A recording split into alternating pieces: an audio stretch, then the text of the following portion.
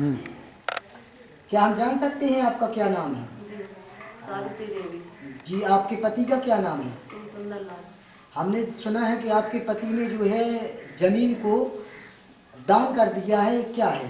जी, उन्होंने अपनी भतीज बहू को, मुन्नी देवी को, जी, आधी जमीन और एक मकान दान में दे दिया है।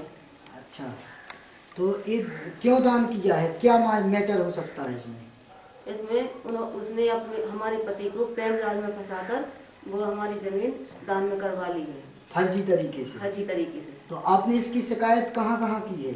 हमने इसकी शिकायत एसडीएम को, डीएम को और एसपी को और थाना जरिया थाना में सब जगह कर दी। आपको जो है न्याय नहीं मिल सका? नहीं, सब लोग कहते हैं उनके नाम जमीन है, वो किसी को भी दे सकता है, तुम्हारा कोई अधिकार नहीं है। तो दान करने से पहले क्या आपसे कोई सहमति ली है? नहीं, हमको मालूम ही नहीं चला, चोरी से की है। हमको तो 1 हफ्ते बाद पता चला, तब हम तहसील दिवस में गए, वहाँ एडीएम मिले हमको, वहाँ हमने शिकायत की तो उन्होंने कहा कि उनकी नाम जमीन है, वो किसी को भी दे सकता है। तब हमारे लड़के ने कहा कि हम भिखारी हो गए, तो वो बोले जी हाँ, आप भिखारी हो गए।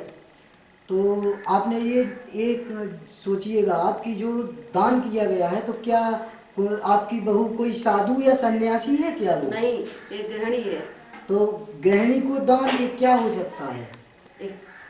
क्या है, वही है प्रेम जाल, और क्या है? तो आपका कहना है कि आपके पति को इसने प्रेम जाल में फंसवा के आपकी जमीन हड़प ली है? वे हमारे पति बिल्कुल सीधे साधे हैं। तो अधिकारी जब आपकी बात नहीं सुन रहे हैं, तो क्या आप क्या कहना चाहेंगे? अधिकारियों को क्या इसमें भ्रष्टाचार किया है अधिकारियों ने? जब कोई नहीं सुनता है, और उन्होंने जरिए में समझौता भी हो गया था हमारा कि आधी जमीन इनको दे दो जाके और इनके नाम कर दो। वहाँ तय हुआ कि 25 तारीख को इनकी नाम हम जमीन कर देंगे, परंतु जब 25 तारीख को गए तो उन्होंने उनका अपहरण करके बाहर भेज दिया। बहुत ढूंढा पर नहीं मिले। इसके बाद उन्होंने कहा अब हम नहीं देंगे। आपके पति आपसे कितने दिनों से दूर रह रहे हैं? वे 20 साल करीब हो गए। ऐसे दूर नहीं रहे, मतलब आते जाते हम रहे और मिलते रहे, पर कभी कभी नहीं मिले। अब कुछ दिनों से बिल्कुल नहीं मिलते हैं।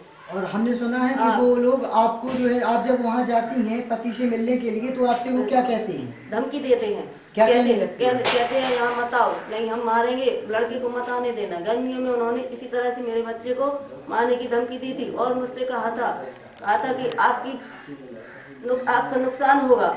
हमारे साथ उनको, हमारे पति को भी दद्दा कहते हैं, तो कहते थे कि अगर दद्दा को हम जहाँ भी खड़ा कर देंगे वो कानून हमारे हाथ में होगा। अब आपकी जो जमीन है, जमीन जो है दान में चली गई है, दान पत्र में लिख दी है आपके पति ने, तो आपकी बच्ची की शादी आदि की समस्या उत्पन्न हो रही है, क्या स्थिति बन रही है आपकी? कैसे आप जीवन जी रही हैं? अब मेरे भाई खिला रहे हैं। अच्छा। अब मान लो खाना खिला देंगे, कपड़े पहना देंगे, पर शादी थोड़ी कर देंगे। अब हमारे बच्चे तो गली के भिखारी बन गए। आपके कितने बच्चे हैं? 2 है, एक लड़का है, एक लड़की है, दोनों आपका बड़ा बच्चा है? नहीं, लड़की बड़ी है। क्या नाम है आपकी बच्ची का? दीपिका गुप्ता। इसका क्या नाम है? शशांक गुप्ता। अच्छा, तो अब इनकी शादी की भी समस्या उत्पन्न हो रही है। गर्मियों में उनसे कहा गया था कि लड़की की शादी करनी है, तो उन्होंने शादी तो सुनी नहीं, जमीन और दे दी। अब आप देख रहे हैं किस तरह से उत्तर प्रदेश में भ्रष्ट अधिकारियों की, भ्रष्टाचारी की परत दर परत उजागर हो रही है। आप देख रहे हैं कि किस तरह से फर्जी वारंट जारी है उत्तर प्रदेश में। फर्जी तरीके से एक विकलांग महिला की जो है जमीन को एक महिला ने प्रेम जाल में फंसा करके किस तरीका से उसकी जमीन को दान पत्र में लिखवा लिया है।